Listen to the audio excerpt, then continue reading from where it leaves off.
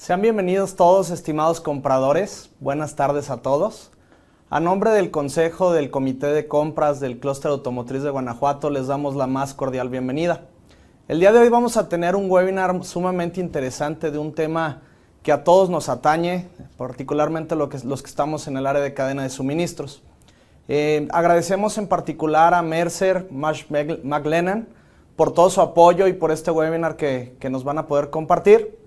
Y bueno, pues el webinar tiene el título de Resiliencia en tiempos de disrupción, acelerándonos dentro de la nueva normalidad. Aprovecho para presentar a nuestro presidente del Comité de Compras, Mario de la Cruz, quien nos dará un pequeño contexto de lo que vamos a ver el día de hoy. Muchas gracias. Adelante, Mario. Hola, buenas tardes. Muchas gracias, José, por presentarme. Es un gusto estar aquí con ustedes. Muchísimo gusto me da estar en este webinar, que espero sea de su agrado. Este webinar que va a ser impartido por Marsh McLennan, como dice José, y que sin duda es un tema interesante, ya que pues es lo que hemos estado viviendo en estos últimos meses a raíz de la pandemia. Primero que nada, de manera personal, el hacer frente a la pandemia para protegernos nosotros y nuestras familias, nuestras empresas, y posterior, pues con todo ello lo que hemos vivido a nivel mundial y en México, desde prácticamente principios del año pasado, primero con esa protección, siguiendo los protocolos que ha marcado el gobierno, nuestras empresas, y posterior un par de meses que tuvimos con un freno a nuestra actividad económica, a nuestras actividades operativas, productivas, en las empresas, en el sector automotriz. Con ello, posterior, después más o menos 2 meses, que se reactivó de manera rápida la industria. Afortunadamente, como esencial, se marcó el sector automotriz y con ello, de manera rápida y acelerada, empezamos nuevamente a reactivarnos, a reactivar la economía, nuestros procesos productivos y con ello el entorno pues se complicó en cuestiones de tener que atender la salud de nosotros, producto del COVID, y también el poder atender nuestra parte laboral. Esto sin duda también trajo esta manera abrupta de reaccionar el mercado, de alguna manera bueno en la cuestión económica, pero no tan bueno para nosotros en la cuestión de nuestras actividades, pues hizo que nos moviéramos de manera rápida y que nos pudiéramos adaptar a una nueva situación a nivel mundial. Con ello, pues nuevamente el estar acelerándonos, consiguiendo los materiales, consiguiendo los transportes, los artículos de primera necesidad, para que pudiéramos echar a andar las empresas, para que pudiéramos poder producir y suministrar los productos a lo largo de nuestra cadena de suministro para nuestros clientes finales o las armadoras. Esto sin duda pues, ha sido una situación que nunca nosotros en nuestras vidas habíamos nosotros vivido y que afortunadamente y de manera positiva, lo digo, pues nos hizo el poder reflexionar y el poder saber y entender que podemos hacer las cosas de mejor manera, aún y con estas adversidades. Con ello, pienso que este webinar, que es precisamente parte de ello, Resiliencia en tiempos de disrupción, será bastante interesante y nos hará reflexionar de todo lo anterior que he mencionado, todo lo positivo, todo lo que hemos vivido, la situación como nos hemos adaptado para poder subsistir y salir adelante. Y también, sin duda, será de mucho aprendizaje y que quizás con ello nos haga hacer las cosas de la misma manera o de mejor manera para poder subsistir y continuar saliendo adelante ante estas adversidades que se han presentado. Muchísimas gracias, Mario, por tu introducción. Si me permiten, el webinar del día de hoy va a ser en inglés, por lo que, bueno, en estos momentos voy a cambiar de idioma y me permito introducir o presentarles a David y a Andrew. David Carlson leads the U.S. manufacturing and automotive industry practice for Marsh, and it's based in Cleveland. He's responsible for building and growing the practice and ensuring consistent delivery of Marsh industry-leading products and solutions to address the seismic shifts that innovation and the mobility ecosystem are bringing to Marsh manufacturing and automotive clients on a global basis. Welcome, David. Also, Andrew, it's a vehicle expert at Oliver Wyman's office in Detroit. He advises light-duty and commercial vehicle manufacturers and suppliers in the areas of product development, effectiveness, technology, strategy, complexity management, product cost optimization, and warranty quality improvement programs. His main functional area of expertise includes R&D, product development, purchasing, and service relating to vehicle, electronics, and powertrain systems. Welcome, Andrew, and have a good luck in your presentation. Thank you, Jose, and thank you, Mario. It's a pleasure to be here today with my colleague, Andrew Chien. We are going to start at a high level with some conversation around what we're seeing in the industry. As you can see from our title, Resiliency in Times of Disruption, but accelerating into the new normal. We thought that was an appropriate title. So again, my name is David Carlson, and I lead the industry practice for Marsh McLennan, Automotive, Manufacturing, and let me get to the next slide. So when we look at the automotive industry, we were talking as panelists earlier about just how quickly things are changing on a daily basis and how it must be very challenging for automotive and manufacturing companies to stay abreast of these things. Obviously, COVID and the global pandemic really put a tremendous amount of pressure on the automotive industry. And what we've seen as a result is a push to build greater resiliency across the entire enterprise while trying to keep pace with competition and the speed for the race of what we call mobility supremacy. Because the automotive industry isn't just about building cars anymore. It's about sharing economy. It's about subscription services and autonomous vehicles, smart cities, so many more things than just building a vehicle now. Andrew will drill down deeper into one area, which is electrification.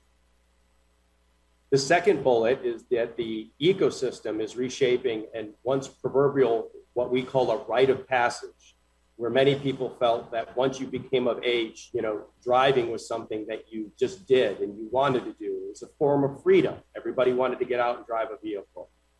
Well, from now, car ownership is now rapidly evolving into something more highly connected to mobility as a service. And we were talking earlier about how many people don't get driver's licenses, or they don't want to own a car, that they'd rather have a service, and that car ownership is a burden, or that they'd rather have a car that they could share and be more sustainable and more eco-friendly. And these are all really good, admirable things. But how the industry changes, how rapidly the industry changes, that's what many of you and many of our customers and clients are going through right now, and will continue to go through. One of the big risks or areas of operational performance that we saw COVID exacerbate and impact greatly was the physical supply chains. And we are seeing that continually now with the semiconductor shortages, or the blockage of the Suez Canal, or wildfires in parts of the world, or snowstorms in Texas and Louisiana impacting foam and foam seating. The typhoon right now that's over near Japan and China, where we might see disruption of ports that are going on right now. So the ports are already backed up with ships, with cargo and vessels. And now we're going to have, our common, typhoons. The United States is going to start seeing hurricane season soon. I mean, it's kind of a never ending story here. But what's happening is it's also making us look at the digital supply chain and building digital twins and modeling of supply chains, where many organizations are saying, should we reshore? Should we bring production back closer to home? Should we Should we actually go against lean manufacturing and actually build buffers and not have just-in-time inventory? So there's a lot of questions that are coming out between the physical and the digital supply chain. And when you do that, the digital supply chain is interesting because manufacturing operations are becoming more ubiquitous with technology. And to build the automotive car of the future, you have to have an automotive factory of the future. And so we're continually seeing this advent of technology being built in. And so supply chains are no different, and that they have to change. And when we have circular economies, now we're seeing circular supply chains as well, and trying to create more integration and control over the supply chains. We are seeing a great acceleration, obviously, of the development, including connected, autonomous, shared, and electrified, or CASE is what the acronym, or ACES, ACES is what we also see people call it. This technology and mobility and is as a service, as I said earlier.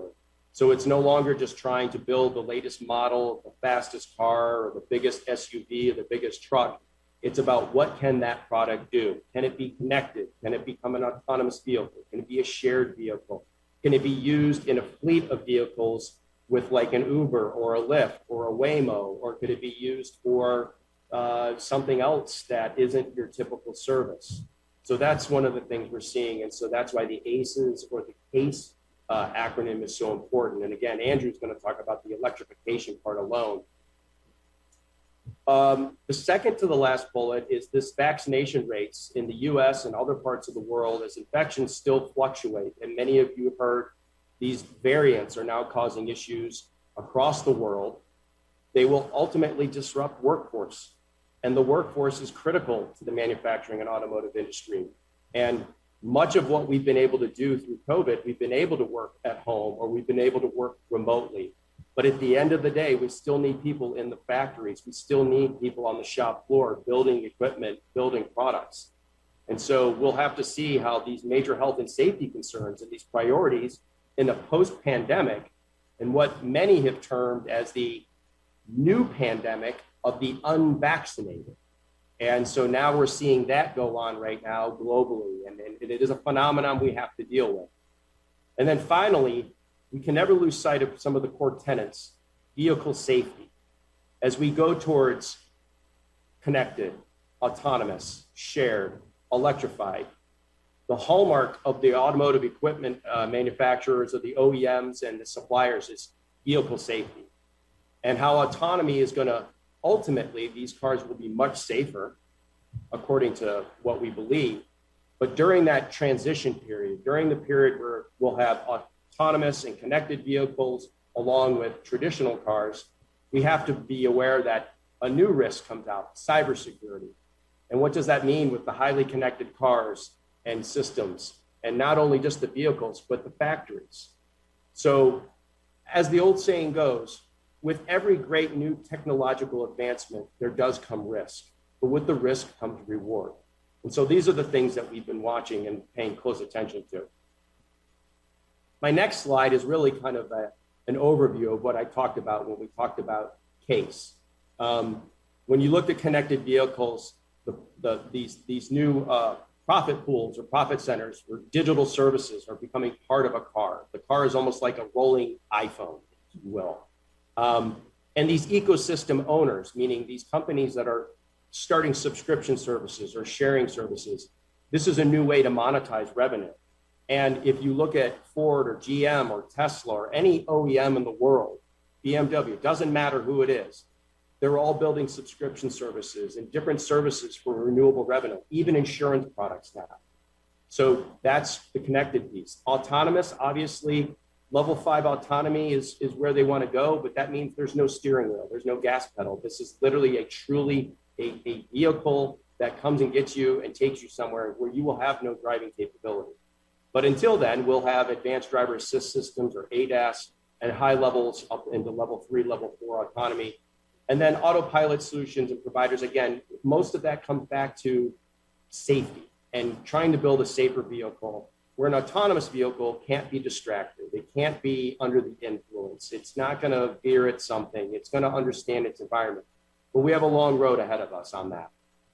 And shared mobility, I've talked quite a bit about that, where we see the industry going, that large urban areas are starting to see, robo-taxis and more shared economy and less people. I mean, think about it. I know in some of the major metropolitan areas in the United States, a parking space in an apartment building in a large metropolitan area will cost you $40,000 or $50,000 US just to have a parking spot for your vehicle. Imagine somebody coming out of college with college debt, and it's hard enough to get an apartment in a major metropolitan area. But now to have to pay that kind of money for a vehicle to park a car, it's easier just to hail a robo-taxi or hail an Uber or a Lyft or share a vehicle. Infrastructure, charging, the way of the future of electrification. Andrew's going to talk about this, but the infrastructure changes that have to happen. And I know Andrew's going to talk about in the United States, we just had a recent legislation pass. I'll let him talk about that. But the adoption of that and the adoption of these services, the Internet of Things, and utilizing the vehicle, like I said, in a very different way. It's not from point A to point B anymore. It's all that you can do in between while trying to remain safe and not be distracted, obviously, within the car. Finally, e-mobility. We talk about this. The government and different policies that our governments are looking at, not only in the United States, but globally, to sustain and ultimately, replace what we consider internal combustion engines. It gets down to what we call environmental, societal, and governance, or ES&G, and climate and sustainability, which are really important factors for large automotive equipment manufacturers, the OEMs, and their suppliers, to have a sustainable future for our children and our children's children. And then also the construction and infrastructure. Again, infrastructure is going to be key to support smart technology, smart cars, electrification, alternative sources, not just electrification, but hydrogen and other forms of energy too. I have one more slide. And this slide, I think, is really interesting. If you think about 25 years ago, this slide would look very different. I think the road would almost be kind of straight.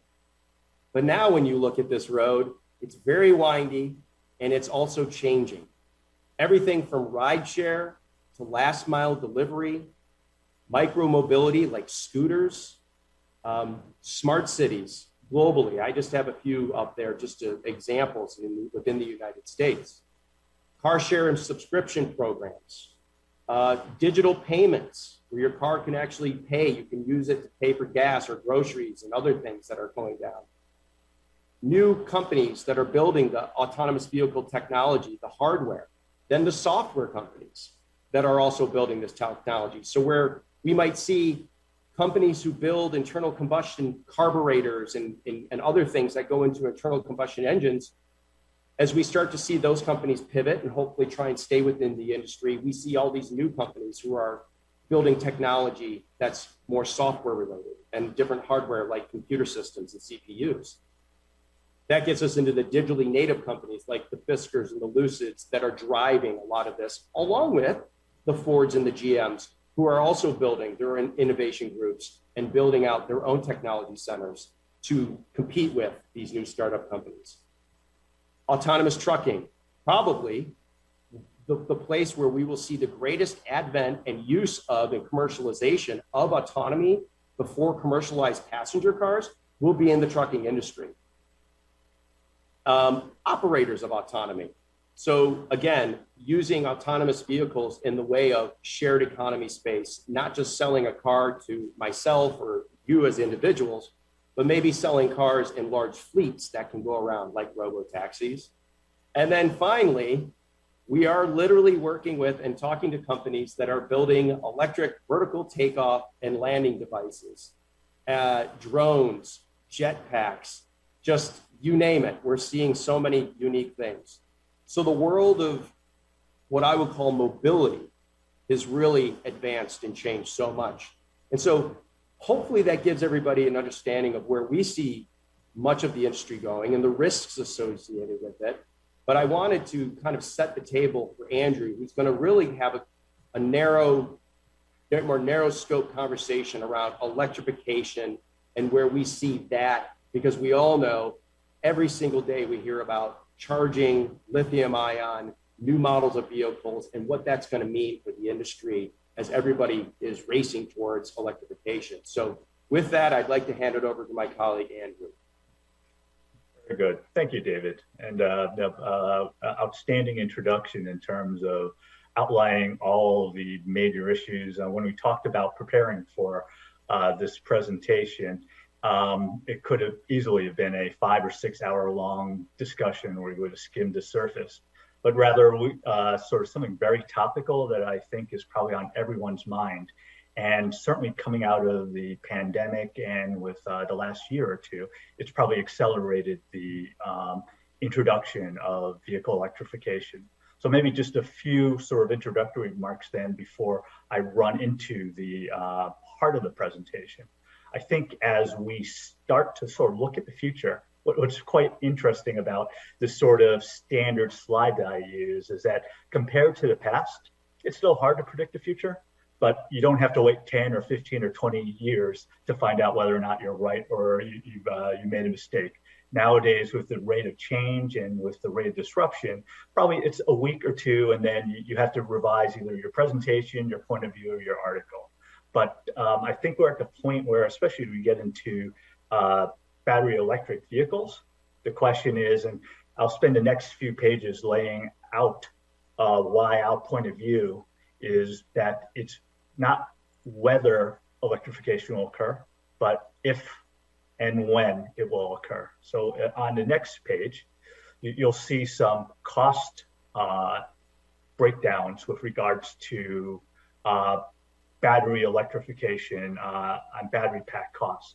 And at the end of the day, the opportunity and what will drive widespread adoption of electrified vehicles is fundamentally going to be one regarding battery pack costs. And many good things happen when these costs come down. Range anxiety becomes much less of an issue.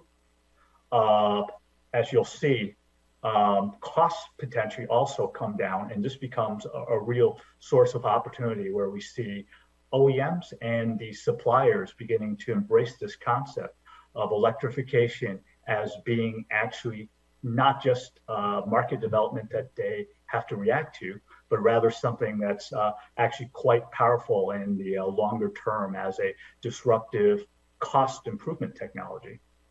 So as you can sort of see, that the big question I think everyone's had with regards to battery costs would be the projected improvement over time in terms of cost reduction.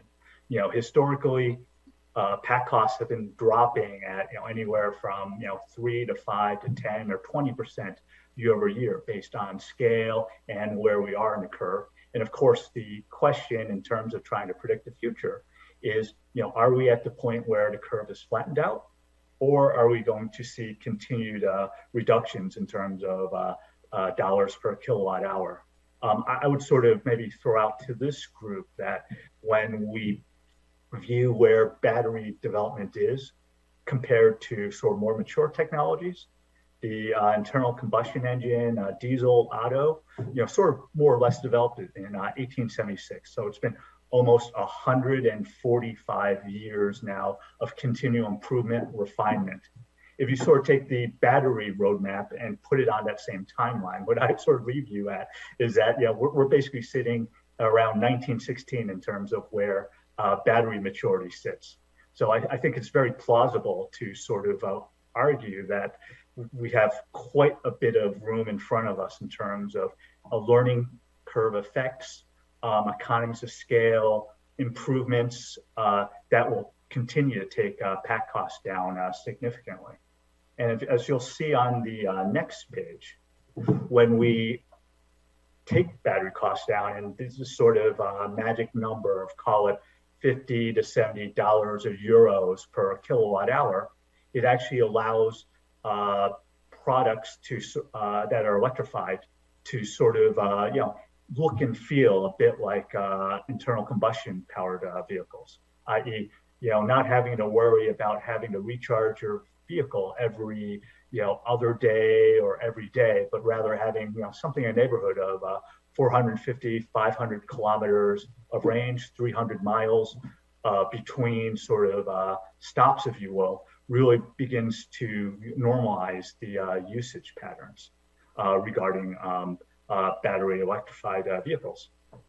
Going on to the next page, I guess that then touches on the question of when does the adoption actually occur? Our view on this is that it's not necessarily a winner-take-all game, much like when you had diesels and gasoline-powered vehicles.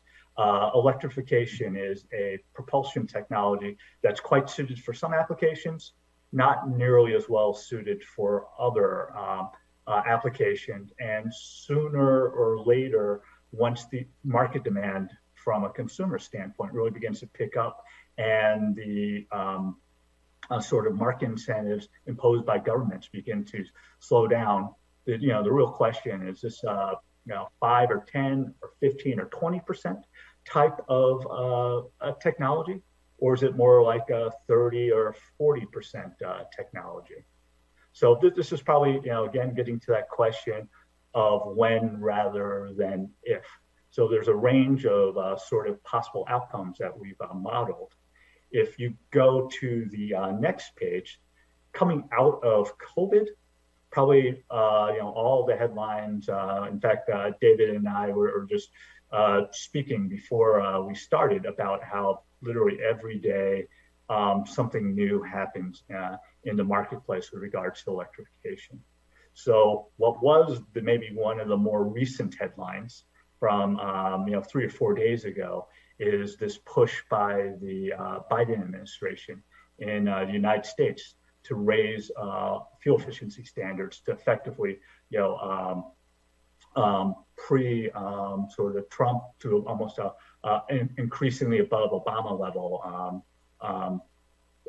regulations, and with the goal of trying to get EV sales as a percentage of total vehicle sales to 40 or 50% of sales by 2030.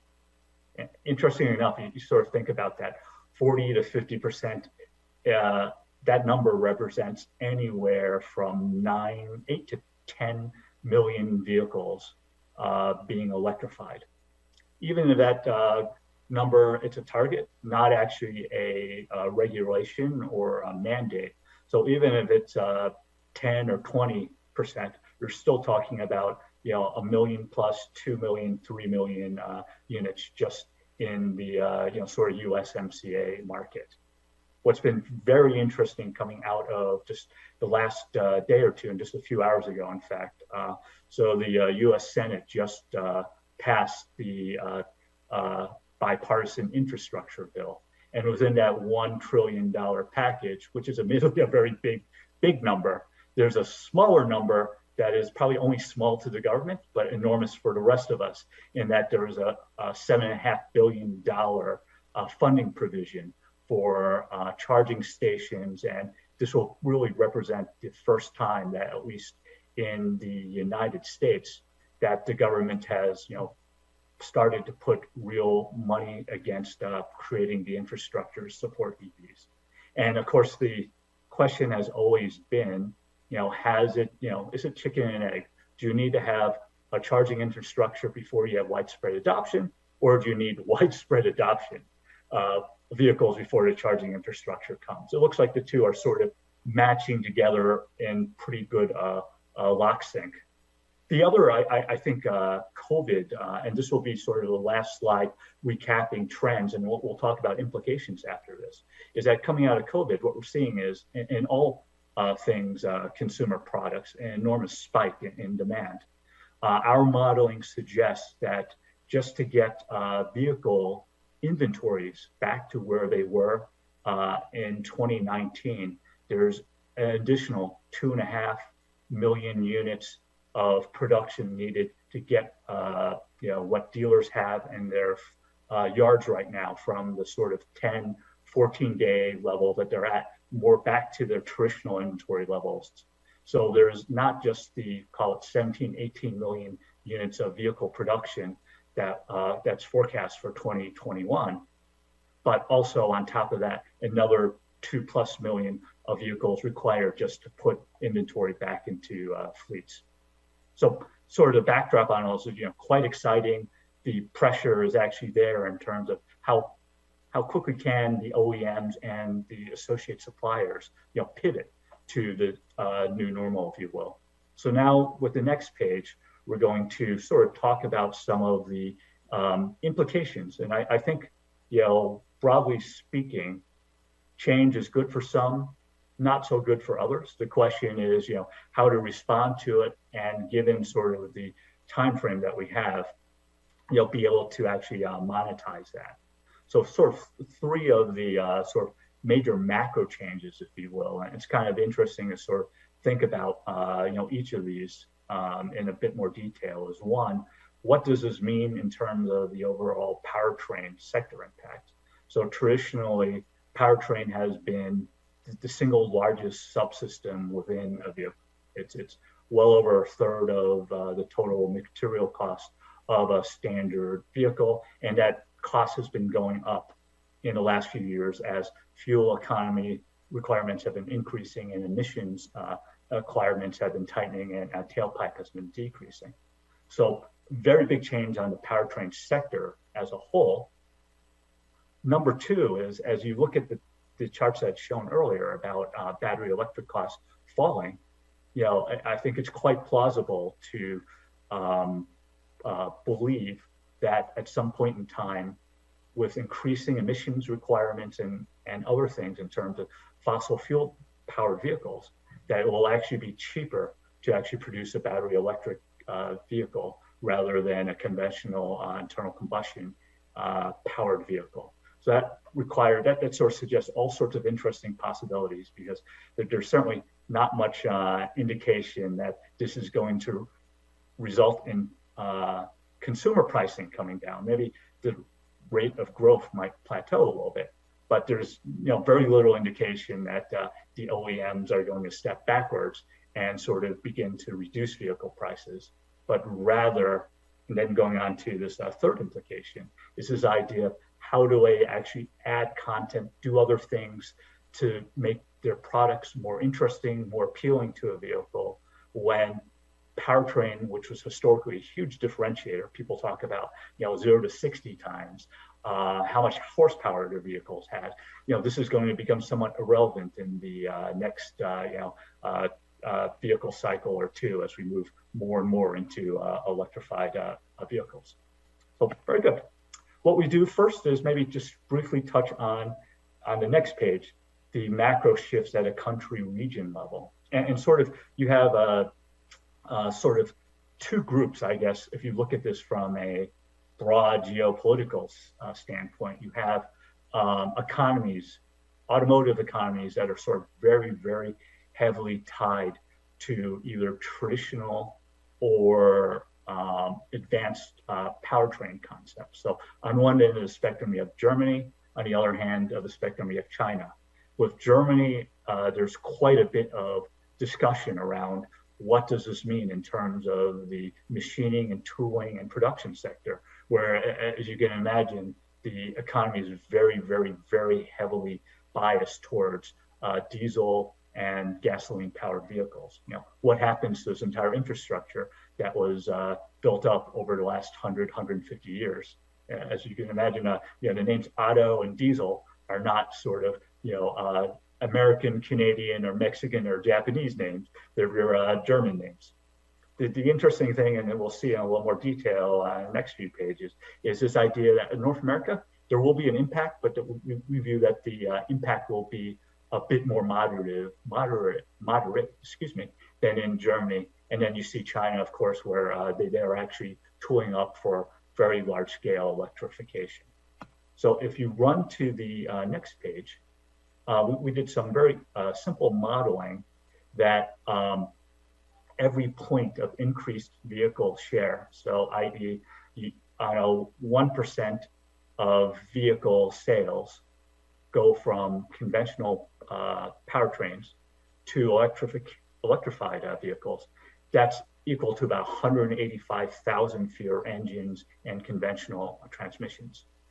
So at a 15 or 25% BEV share, which is substantially below the targets that the Biden administration just set out earlier in the week. Nonetheless, this indicates that this is something in the neighborhood of an 18,000 to 29,000 full-time equivalent displacement at the OEM powertrain plant level.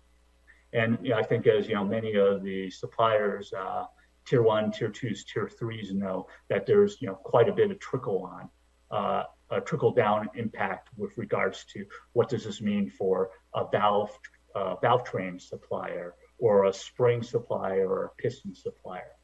So this is one of sort of the shifts, and there's been quite a bit of discussion, especially within the OEMs and the organized labor groups representing them, what to do as share begins to shift and you begin to see powertrain plants beginning to consolidate and shut down.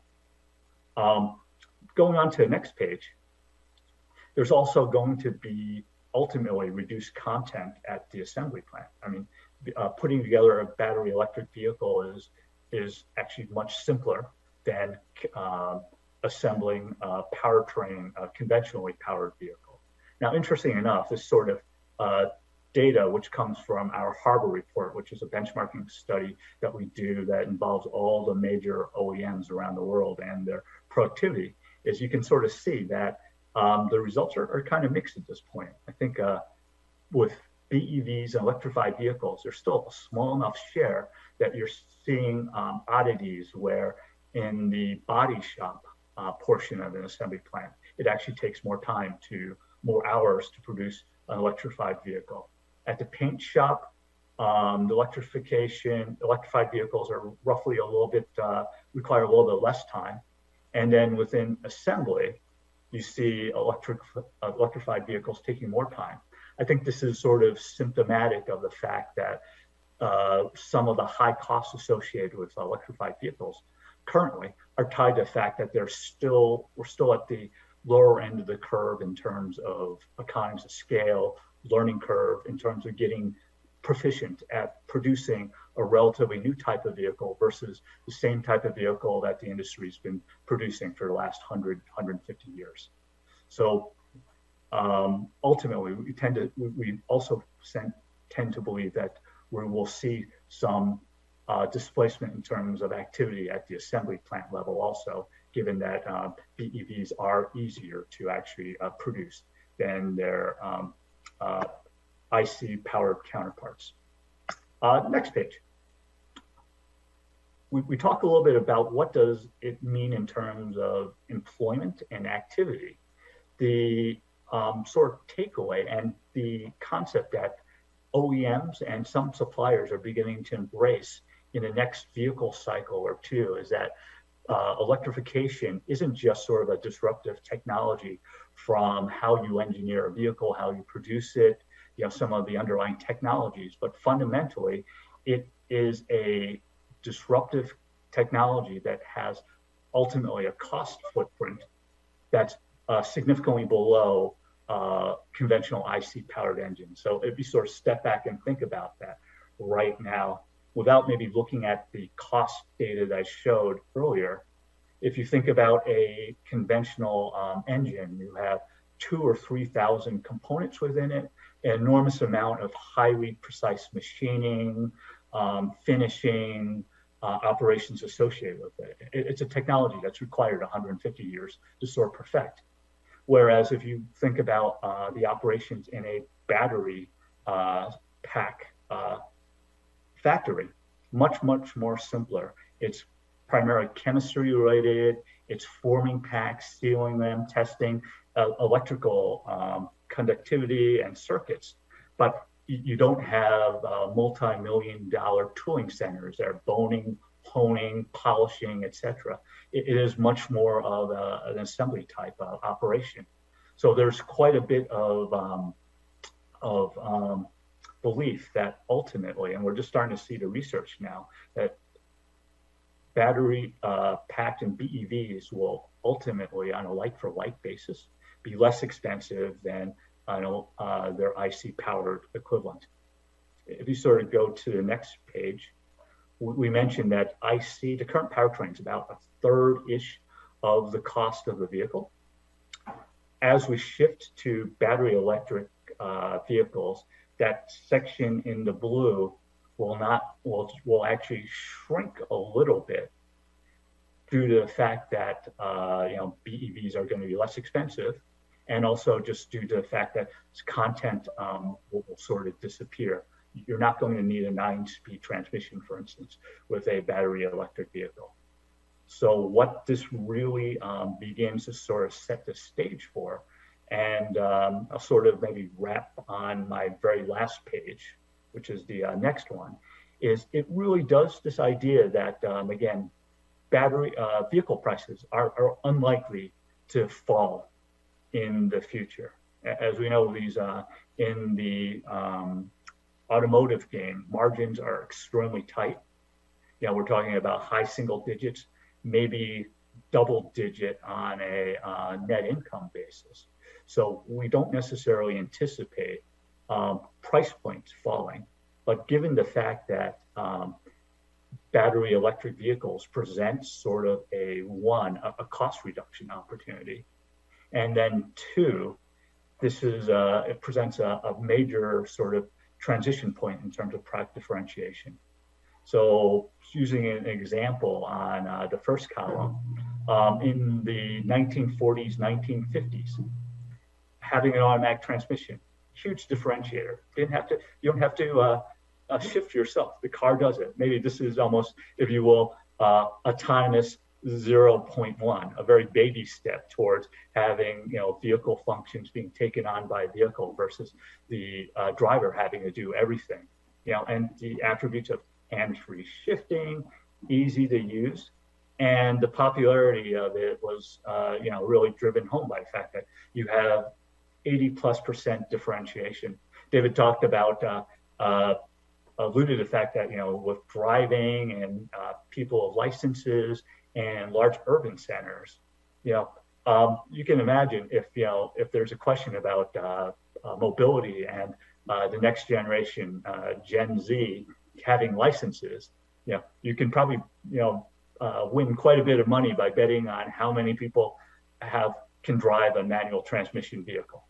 So yesterday, automatic transmissions, as we now all know, this is automatic transmission. No one really advertises how many speeds they have in an automatic transmission, but rather this is just a convenience feature, which at the end of the day, when you look at quality and warranty reports, you never typically see transmissions being called out as a thing gone right or as a positive attribute. At best, it's something that's ignored. People comment on the refinement of the drivetrain, how smooth the power delivery is, but you don't ever hear anyone calling out, this is a great transmission. Rather, what you see, unfortunately, is it's a thing gone wrong. The shifts are harsh. The shifts don't happen on time, etc. So if you pivot to maybe the last 50 years, differentiation has very much been on engines. How much horsepower? How quickly can the vehicle accelerate? How smoothly does the engine perform? What battery electrified vehicles sort of present this interesting conundrum to the OEMs is this no longer becomes a very relevant point of differentiation, in that the lowest acceleration time vehicles, i.e., best 0 to 60 performance, they're no longer IC engine vehicles. They're electrified vehicles. It's frankly a bit like comparing the acceleration of a motorcycle to a car. The motorcycle is always going to win. The BEV now, when properly optimized and designed, you have acceleration times in the 4 seconds, 5 seconds, fast enough that no one's, it's going to be very hard to differentiate on that. And interestingly, you don't see much in the press about electrified vehicles being, they talk about how wonderful the performance is, but you never see 0 to 60 times being quoted anymore. And sort of interesting enough, engines are also becoming a bit like a transmission in terms of it no longer just being a positive attribute, but more of maybe a thing gone wrong. With the increasing complexity of emissions, there's studies indicating that about, and I think probably most of us fall under this category, 15% of all vehicles that are active right now have their yellow engine malfunction light going on in their dash, which is different from the red light, which means stop, there's something really wrong with your engine, And rather, the yellow light is an indication that there potentially is some issue with the emission system. So sort of wrapping us up on the very last column is, how do we differentiate tomorrow? If powertrains are no longer going to be a point of differentiation, and you have, call it a $2,000, $3,000, $4,000 sort of material cost benefit that the OEMs will probably take maybe half, a third of that, there's still $1,000, $2,000, let's say, of content that can be put into vehicles to make fundamentally the product more appealing. So there's sort of a view that in the future, vehicles are going to be much more like full-size trucks or even minivans, in that it's the creature comforts, the convenience factor elements within the vehicle, having a third row seat that folds and disappears for utility. These are going to be the items, a step gate in the tailgate of your truck. These are going to be sort of the items that will continue to differentiate and what OEMs and suppliers will try to compete on, versus the last 100, 150 years where they were competing on how big is your engine, how many cylinders does it have, how fast does your car accelerate. All right, done with my presentation. Back to the presenter group.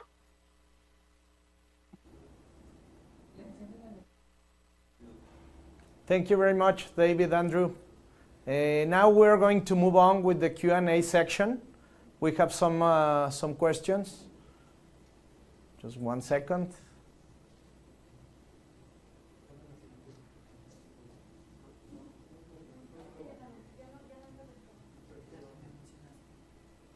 Okay, so I will start. What do you recommend for the automotive sector in Mexico in order to be prepared for this disrupting time due to global supply chain issues, new technologies, etc.? I don't know who wants to answer this. Andrew, David? Yeah, maybe I can maybe cook what, and this is sort of, I think, indicative of how the sector, how the Mexican automotive sector has developed over the last 20, 30 years. So, in its early genesis and maybe through even NAFTA period, it was, very much on cost, right? Where a near-shore alternative to low-cost countries, come to us because of the fact that, it's fundamentally, it's almost as inexpensive to produce in Mexico, say, in the maquila or sort of, in the automotive clusters that have arisen, versus having to go overseas. And you actually see quite a bit of that with the growth in assembly plants in Mexico from, the Europeans, the Japanese, and the US OEMs. Increasingly so, what we see in these times is that, intellectual capital, the ability to sort of develop and innovate, and also, and this is probably a broader topic that's infrastructure related, is very reliable, predictable logistics to continue to serve assembly plants, within the different, within the USMCA on a JIT basis. And in fact, from a logistics standpoint, you see there's enormous bidding activity for Kansas City Southern. I think the latest bid is north of $30 billion. You have 2 railroads competing over that, and that's specifically just in order to sort of win the routes, the north-south routes going from the US to Mexico and Mexico to the US for vehicle traffic. Perfect, Andrew. Thank you very much. Next one, it's for David. What do you consider to be the main skills that a buyer of the automotive industry has to develop in the following years? Well, I think it's if you look at, and if they mean by a buyer, are they talking about OEMs or they're actually talking about consumers? Tier 1 buyer. Tier 1, yeah. Okay. I think it's really the partnership that you can bring and the value that you can bring to the OEM, because as Andrew talked about, so much of the world is going to change as far as the type of components and the technology that goes into the cars, that it's not just about anymore horsepower and fuel efficiency. That'll be a thing of the past. It'll be about infotainment systems. It'll be about the consumer experience. It'll be about the technology within the vehicle, all the way up to even things like insurance products and other electronic ways of doing business that people expect to come. So I think that those buyers, that those tier ones really need to look at, joint ventures, collaborations, and recognize that they can't do it alone. Technology is advancing so quickly that you can't go it alone anymore. You see all the partnerships and the joint ventures and the new companies that are starting up, literally venture capital and other things that are coming along that are creating new businesses and new ecosystems. So I think it's a willingness to purposefully change your business and be willing to expand and take on some risk. The opportunity is huge. I know I've seen some studies by Oliver Wyman. The opportunity out there for the new, quote, ecosystem is enormous. So there's tremendous opportunity out there. You just got to be willing to enter that and make it happen. Of course. Thank you, David. Last question that we have until now. Could you mention 3 characteristics that the OEMs will look at? Will look at in following years. What they are going to change, what they are going to expect in the following years regarding OEMs. Well, I'll take one. One is, we talked about this, is the concept of like mobility, about subscription services and insurance products and doing things very different for renewable revenue. Vehicles might start to last longer. Again, they may be, the margins, as Andrew talked about, the marginalization of the vehicle and componentry. When you start looking at where they're going to offset different revenue, they've stopped different models, right? They can't continue to make certain ICE engine vehicles, so they're not selling as many models. They start to look at things like rideshare, subscription, insurance products, but these are also things that generate revenue year over year. So if you sell 3 to 4 million vehicles in the United States, and now you're selling 3 to 4 million auto insurance policies and 3 to 4 million subscription services, this becomes renewable revenue. So I think that's obviously, and that's not a crystal ball. You can see it, you can read it. It's happening right now. It's who's actually going to be an early adopter from the OEMs and who's going to wait and see. And there's some big disparity between certain OEMs who don't even talk about subscription or autonomy really, and others who have autonomous, driven millions of miles already, who offer insurance products, who offer subscription services. There's some very big differences right now. And some of it's cultural too. Some different cultures around the world are very different. So I think that would be one big differentiator that you're seeing in the OEMs. Andrew, what else do you think? Yeah, maybe I know we're almost at time. Just very quickly, for two other sort of observations in this whole, we're bringing it back and maybe closing it on this idea of resiliency, is with the volatility and disruption that we're seeing over the last few years, is I think operationally, we're going to see inventories in general begin to rise again.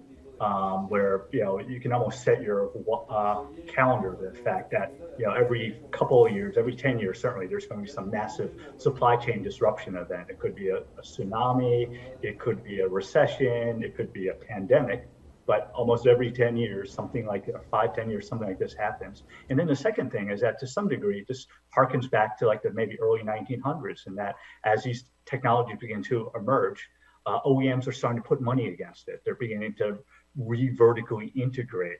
You see that with certainly the battery technologies, and that it's almost like going back to Henry Ford and the Ford Rouge plant, and that you have a steel making operation, you have a glass making operation, you have a tire making operation.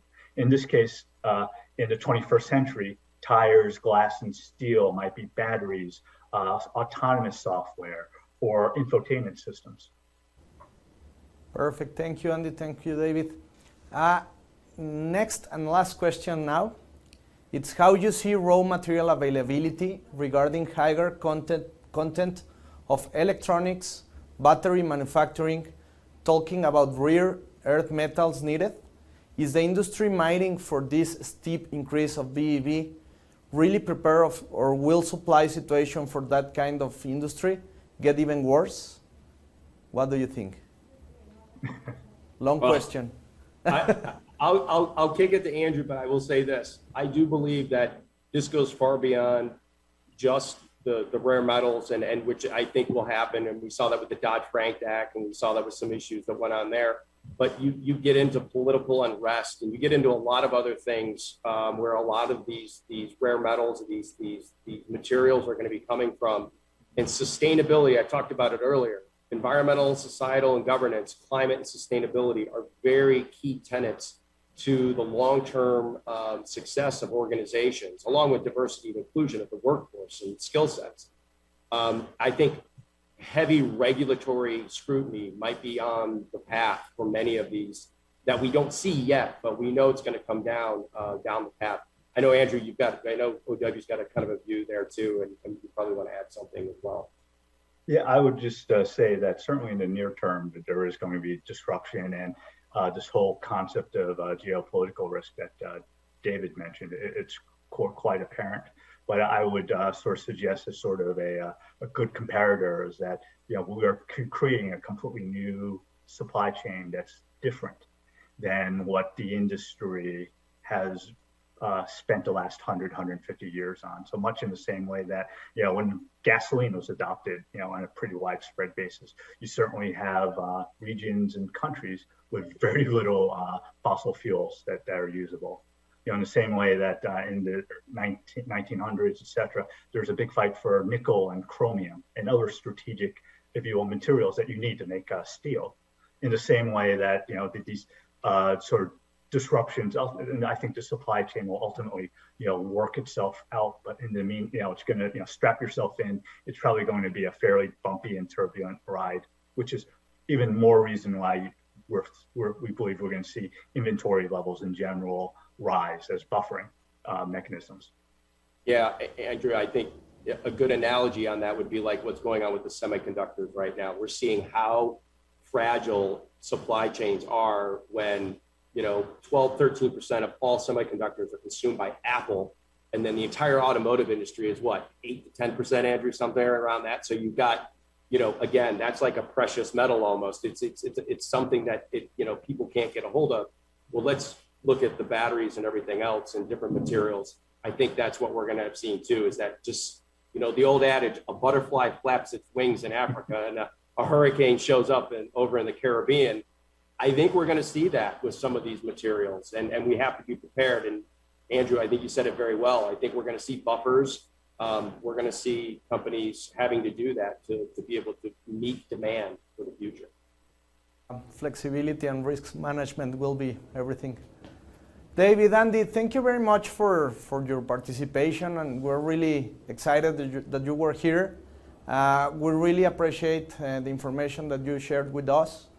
And we want to give you a digital recognition. So it says, I will read it. Guanajuato's Automotive Cluster recognizes David Carlson for his valuable, David and Andrew Chien, for his valuable participation in the webinar, Resiliency in Times for Disruption, Accelerating into the New Normal, held on August 10, 2021.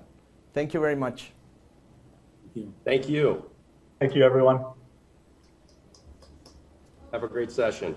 Thank you very much.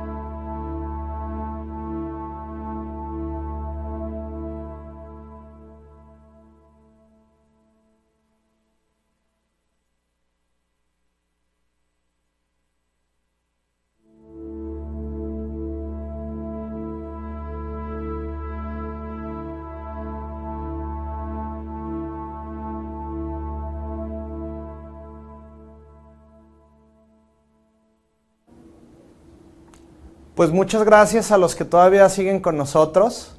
El día de hoy también venimos a hacerles una invitación. Este webinar fue parte de una preparación de una serie de webinars que estamos haciendo para ustedes, que son parte de un congreso, del cual Analuisa Elizondo, quien es vicepresidente del Comité de Compras, pues nos platicará un poquito. Adelante, Anita. Muchas gracias, José.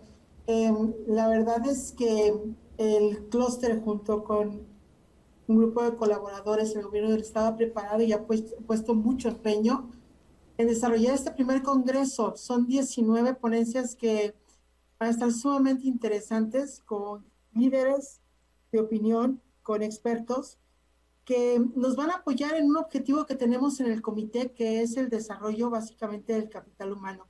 Este ha sido un congreso que está amorosamente, a veces se puede decir que organizado para todos los compradores y también los proveedores de aquí del área de Guanajuato, que nos ayudarán mucho a ambos grupos en fortalecer básicamente lo que viene siendo la cadena de suministro y también lo que viene siendo el capital humano de nuestro comité.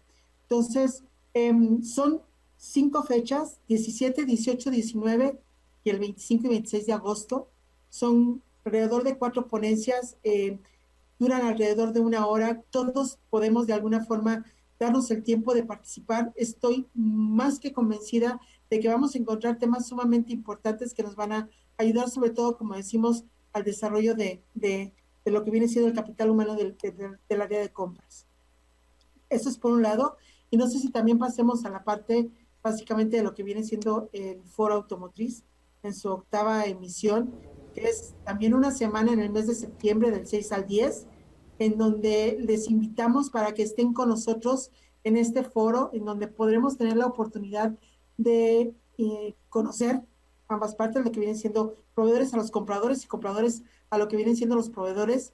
Obviamente poner nuestras áreas de oportunidad en este foro para poder identificar proveedores potenciales que puedan apoyarnos en esta parte de desarrollar y generar una ventaja competitiva en lo que viene siendo el clúster automotriz.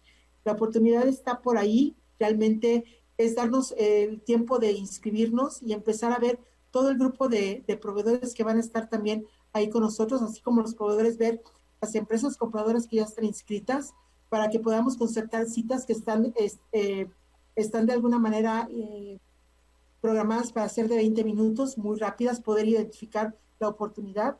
Y pues bueno, también como yo les decía, ahora con este foro virtual que va a ser estas citas, que podamos de alguna manera tener a nuestros clientes internos para que estén acompañándonos en estas reuniones y podamos sacarle mucha ventaja a esta oportunidad que tenemos de hacer contacto con nuestra proveeduría local. Entonces, pues, invitarlos a que se unan, que en la próxima semana, creo que es cuando tenemos ya abiertas lo que viene siendo el foro para poder empezar a agendar las citas. Y pues bueno, nuevamente agradecer que hayan estado con nosotros en este primer webinar, que esté en nuestro congreso y también en nuestro foro automotriz. Muchísimas gracias, Anita. Importante mencionar también que las conferencias se quedan colgadas en la plataforma un mes. Entonces, si no te puedes conectar en vivo, no pasa nada, puedes conectarte y verlas después. Eso la verdad es que es una gran ventaja para los que sabemos que traen múltiples ocupaciones durante el día, ¿no? Entonces, agradecer a ustedes la participación. Mario, no sé si quieras dar algunas palabras de despedida. Claro que sí, José. Pues muchas gracias a todos los que de alguna manera se conectaron.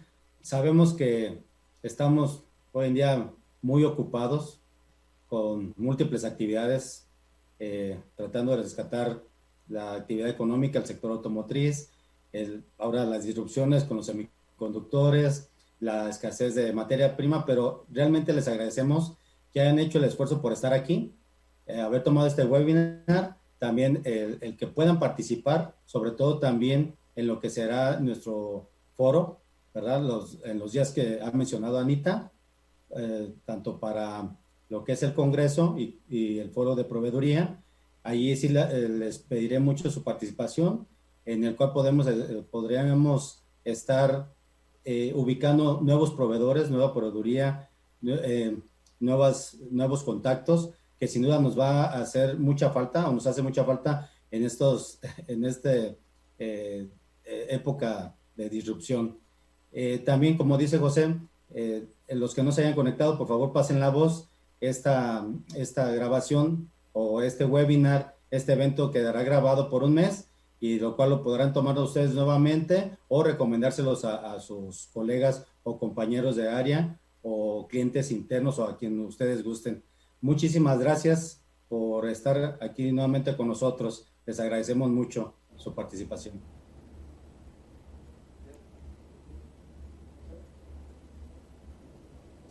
Gracias a todos.